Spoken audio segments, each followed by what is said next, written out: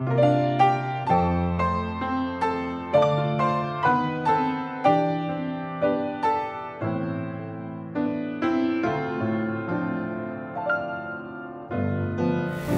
queridos amigos, al estudio de nuestra lección de la Escuela Sabática. El tema de hoy es el cuerpo unificado de Cristo. Estamos estudiando el libro de Efesios.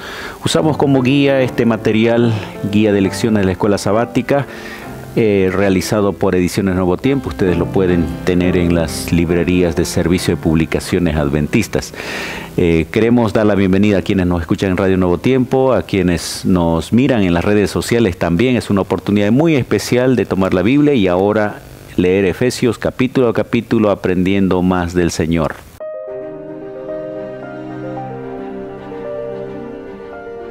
Axiomas, más allá de la evidencia.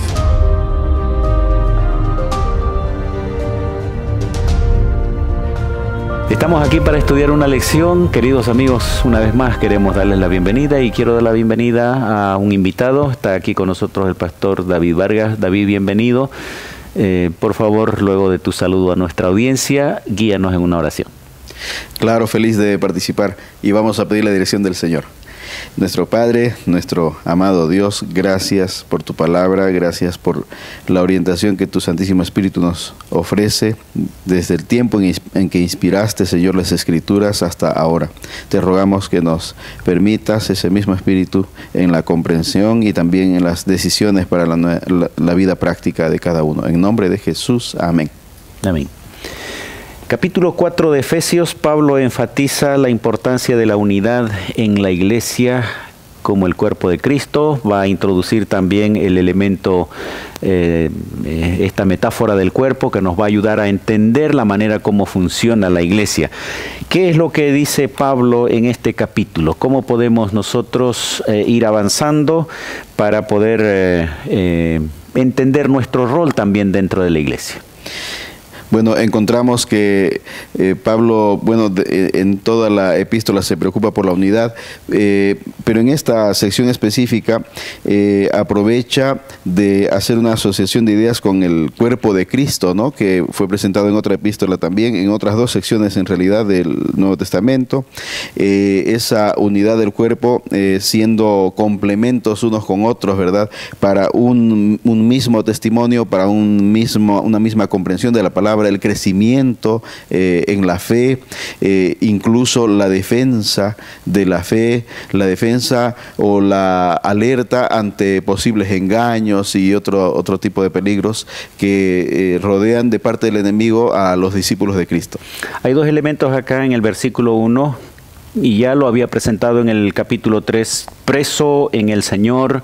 Lo hemos explicado, que es Pablo tratando de mostrar que la situación de él en la cárcel implica un plan divino también. Dios tenía un propósito especial aún estando él ahí en la cárcel, y luego Pablo está preocupado, dice, para que andéis como es digno de la vocación que fuisteis llamados. A Pablo le interesa no solamente el hecho de que el pueblo de Dios o las personas hayan sido llamados al pueblo de Dios, sino que ahora continúen, que estén viviendo en base a la experiencia que ellos recibieron al principio. Y entonces va a aparecer algunas frases y va a la lección titula los 7 unos, ¿no? Estos unos. Interesante. ¿Por qué se mencionan aquí estos unos? ¿Por qué son individuales estos elementos? Vayamos leyendo los versículos. Aquí va. Pasando por el versículo 2, donde también se destaca la humildad, la mansedumbre, la paciencia, ¿verdad? Como cualidades estratégicas. Y entonces, ahí solícitos en guardar la unidad del Espíritu en el vínculo de la paz.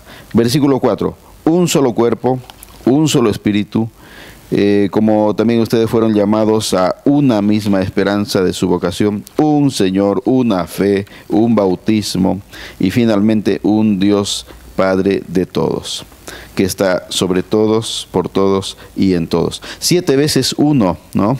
Es decir, 7 maneras también de preservar la unidad del cuerpo de Cristo.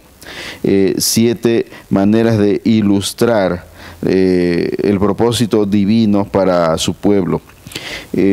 Con seguridad esta no redundancia ni repetición, sino esta manera de hacer énfasis debe ser para nosotros importante, es revelador que el Señor haya procurado a través de Pablo esta manera de ilustrarnos la gran necesidad de ser unidos, permanecer unidos como un frente ante el enemigo y por la proclamación del Evangelio. Esa unidad, un cuerpo, nos ayuda a entender. Más adelante Pablo va a dar evidencia inclusive de los dones espirituales que cada uno va a ir complementando para el desarrollo, pero cuando dice un cuerpo nos da a entender que en una iglesia, por ejemplo, no pueden haber divisiones, no pueden haber grupos de poder, de autoridad, o inclusive yo recuerdo en alguna oportunidad en una iglesia hace mucho tiempo, algunos hermanos habían entendido que la dirigencia en la iglesia era rotativa, entonces decían ellos, ahora nos toca a nosotros porque el año pasado les tocó dirigir a ellos, dando a entender que habían dos grupos. Aquí está diciendo que no hay dos iglesias, no hay dos cuerpos, no hay un solo cuerpo, y ese cuerpo por supuesto es dirigido por Cristo, pero todo lo que aquí se menciona, ¿no? Un espíritu, está hablando de un solo Señor, una sola fe, un bautismo, y ahí se enfatiza una esperanza, etcétera, etcétera. Algo que me llamó la atención acá, menciona que esta unidad, aunque tiene que ver con el propósito mismo de Dios y Dios como artífice de la unidad, pero hay que hacer algo también, solícitos en guardar la unidad, dice. Es decir, que la unidad no se presenta como apenas una posibilidad o una sugerencia. Se nota la imperiosa necesidad de vivir en unidad. Hay que ejercer intencionalidad, esfuerzo, esmero para permanecer en unidad. Esos dos frentes que a veces se ve en la debilidad humana, ¿no? De los miembros de iglesia, a veces, incluso entre más frentes, ¿no? Más grupos dentro de una misma iglesia, nos permite notar la debilidad humana, ¿no? Necesitamos permanentemente este recordatorio. Y qué vigente que está, ¿verdad? Notando nosotros o diagnosticando la iglesia, qué vigente esta orientación del Señor a través de Pablo. La unidad continúa siendo una gran necesidad. Es todavía una de las fragilidades del ser humano, y en el cuerpo de Cristo esto se nota. Necesitamos recuperar la unidad, enfatizar la unidad en todos estos aspectos. Dice solícitos, ¿no? Quiere decir ponerle empeño. Sí, exactamente. Y aquí volvemos un poquito al versículo 2, dice, esto implica tener mansedumbre, significa tener humildad, significa soportar algunas cosas que no soporten también, tener paciencia, etcétera, etcétera. Y creo que analizando nuestra convivencia humana necesitamos esto, y más dentro de la iglesia también, ¿no? Sí, pues, y si nosotros recordamos el propósito de la trascendencia que el Señor tiene para sus hijos, si pensamos llegar al cielo, por supuesto, desde ahora tendrá que practicarse, vivirse la unidad, la armonía entre los hijos de Dios. Queridos amigos, hermanos, quienes participan, asisten a una iglesia, ¿cómo está la unidad en tu iglesia? ¿Cómo está la convivencia, como dice aquí Pablo, ¿no? Un solo cuerpo, una sola fe, un solo Señor, solícitos en lograr la unidad. ¿Soy parte de la unidad o soy parte de la división dentro de la iglesia? Creo que esta reflexión es importante porque nosotros tenemos parte en este cuerpo. Amén. Es decir, mientras cada uno de nosotros se aproxima más a Cristo, vive en comunión con Cristo, estará por supuesto también en mayor armonía, en más comunión con sus semejantes dentro del cuerpo de Cristo. Y recordemos que Jesús dijo, ¿no? El Señor Jesús en San Juan 17, Él ora por la unidad justamente. Para que sean uno. Dice, para que sean uno, y dice que en esto conocerán que son mis discípulos. O sea, la unidad es una evidencia de que nosotros le pertenecemos y le seguimos a Jesús. O sea, una iglesia dividida o una iglesia con grupitos por ahí no estaría reflejando al Señor. No está reflejando al Señor. Así que esto es más amplio que solamente pensar de que es un asunto local, es un asunto personal, sino tiene que ver con mostrar al Señor. Vamos a ir a una breve pausa, continuamos con el Señor dador de dones, y aquí Dios nos va a mostrar de qué manera nosotros somos capacitados también para ayudar en el crecimiento del cuerpo de Cristo. Ya retornamos con Axiomas.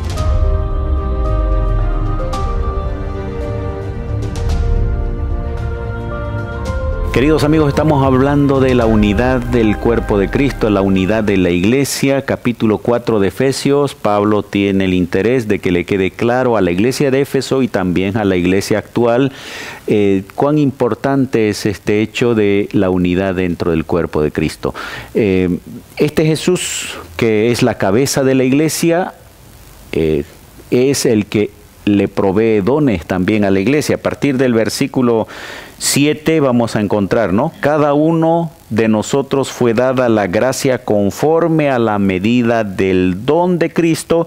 Y entonces Pablo trae un versículo de Salmo 68, versículo 18, dice, por lo cual dice, subiendo a lo alto, llevó cautiva la cautividad y dio dones a los hombres. ¿Por qué introduce ese texto de Salmos ahí en el texto de Efesios? Es interesante que Antiguo y Nuevo Testamento siempre se complementan, siempre hay una unidad en las Escrituras, ¿verdad? E incluso cuando el propio apóstol dice que toda la Escritura es inspirada, la Escritura que él menciona y vigente para su tiempo es justamente el Antiguo Testamento, ¿no? Estos dones que concede a los seres humanos, comenzando por el don de sí mismo, ¿no? La entrega de Cristo, y luego él subiendo al cielo, ¿verdad? Como aquella representación del ser humano, aquella victoria que el ser humano necesita a través de la justicia de Cristo. Ahora concede también al ser humano, también a sus discípulos, la capacitación, la dotación de aquello que le permite realmente reflejar a su Señor. El versículo 9 dice, subió, que es sino que también había descendido primero a las regiones inferiores de la tierra. El que descendió es el mismo que también subió sobre todos los cielos para llenar todo el universo. Para Pablo está claro de que Jesús toma el lugar humano, Él es divino, aquí estamos hablando de la encarnación. Hay una mezcla interesante del uso del texto del Antiguo Testamento, para algunos que piensan que después que Jesús vino, ahora ya no hay Antiguo Testamento, solo Nuevo Testamento, para el concepto de los discípulos, entre ellos Pablo. La divinidad de Cristo también, otro tema subyacente ahí. Claro, entonces aquí está hablando de la importancia de entender esto y por supuesto los dones. Y dentro de los dones, tal vez el primer don que recibimos nosotros cuando el Señor es exaltado, nosotros digo como iglesia, es el don del Espíritu Santo, ¿no? Literalmente Hechos dice que cuando Jesús ascendió al cielo, el Espíritu Santo vino. Fue enviado. Fue enviado, vino como confirmación de la aceptación de su sacrificio, y entonces como lenguas de fuego se posaron en las 120 personas que estaban ahí en el aposento alto. Y a continuación ahora él va a describir también los dones que Dios le da a la iglesia. De diferentes maneras, como Él quiere, ¿verdad? Versículo 11, Él mismo dio a unos, dice, el ser apóstoles, a otros profetas, a otros evangelistas y a otros pastores y maestros, que se presenta como un mismo grupo, a fin de perfeccionar a los santos para desempeñar su ministerio para la edificación del cuerpo de Cristo. Me agrada siempre recordar, yo sé que nos hace bien recordar que los dones son una decisión de Dios, son una iniciativa divina, y el propósito también es divino. Es decir, no tomo yo la iniciativa o la decisión de qué don ejercer, sino que el Señor lo concede, el Señor decide, Él tiene sus fines para nosotros y a través de nosotros también. Ahora, cuando menciona aquí estos dones, es verdad que no está exactamente aquí, sí, para el propósito sí está bien claro, donde menciona, ¿no?, de que el propósito es perfeccionar a los santos para la obra del ministerio, la edificación del cuerpo de Cristo. Un don espiritual no es para vanagloria de alguien, no es para demostrar que uno es mejor que otro, por eso la figura del cuerpo, ¿no?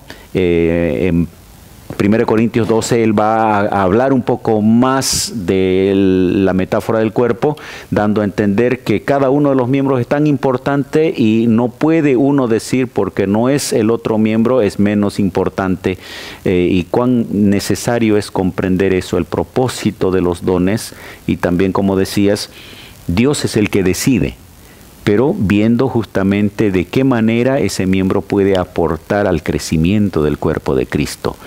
Se mencionan aquí nombres de los dones, en Corintios va a hablar de otros dones adicionales también, hay muchos otros que no están todos enumerados aquí, se mencionan aquí los apóstoles, los profetas, evangelistas, los pastores maestros, que eran grupos de personas que en ese tiempo estaban ejerciendo ministerios especiales.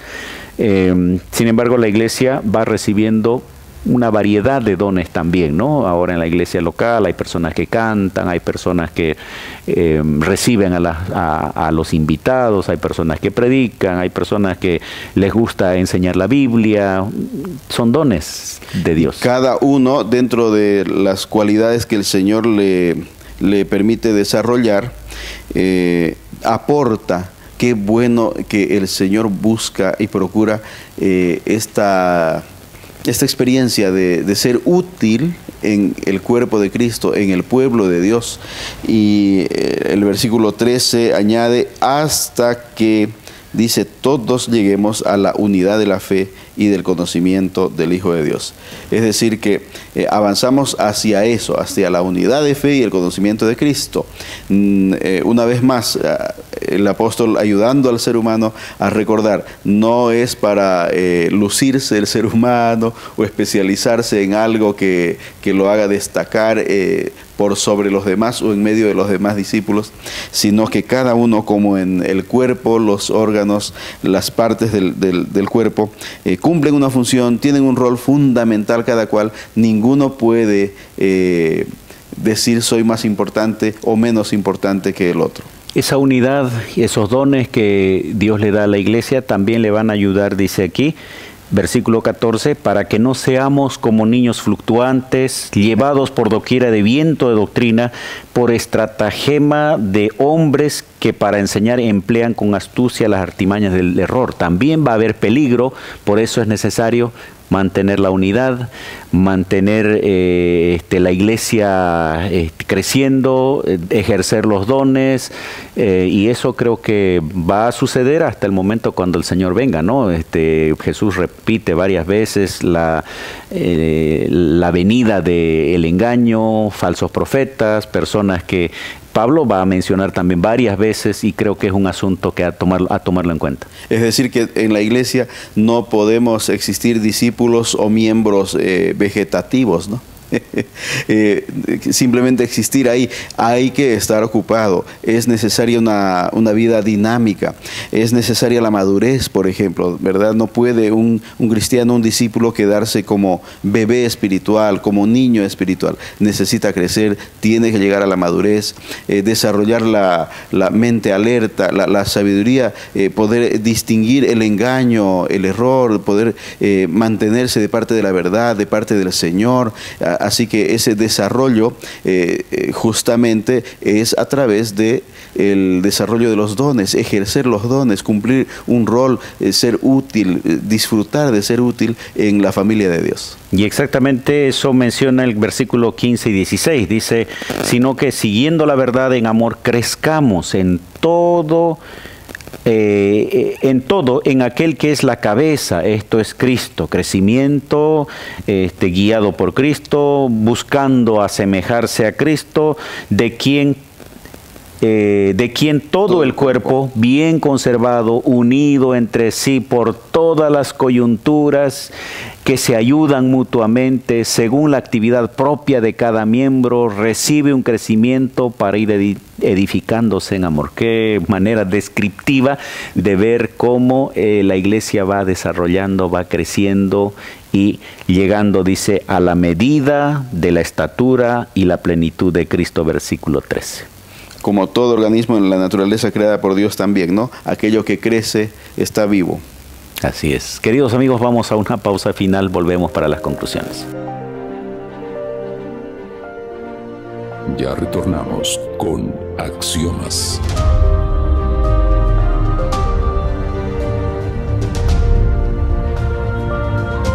Hemos hablado de la importancia de la unidad del cuerpo de Cristo basado en Efesios capítulo 4. Quiero agradecer a David por estar con nosotros en esta oportunidad. David, por favor, algunas palabras de conclusión.